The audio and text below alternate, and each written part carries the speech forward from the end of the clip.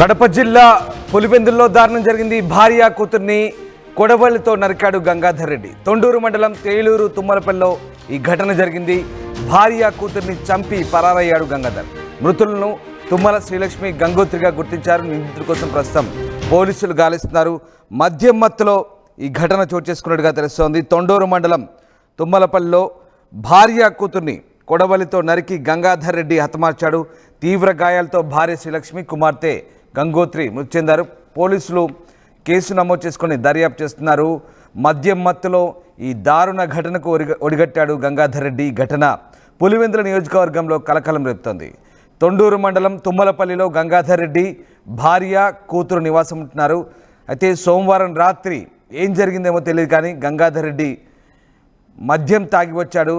అనంతరం భార్య శ్రీలక్ష్మి, కుమార్తె గంగోత్రిని కొడవలితో నరికి చంపాడు. తర్వాత అతను పారిపోయాడు. స్థానికులు శ్రీలక్ష్మి, గంగోత్రి మృతి చెందిన విషయాన్ని పోలీసులకు సమాచారం అందించారు. ఘటనపై సమాచారం అందుకున్న పోలీసులు వెంటనే రంగంలోకి దిగారు.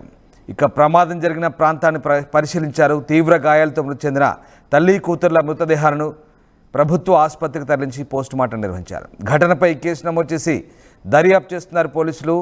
పరారైన నిందితుడి కోసం గాలిసినట్టుగా పోలీసులు చెప్తున్నారు.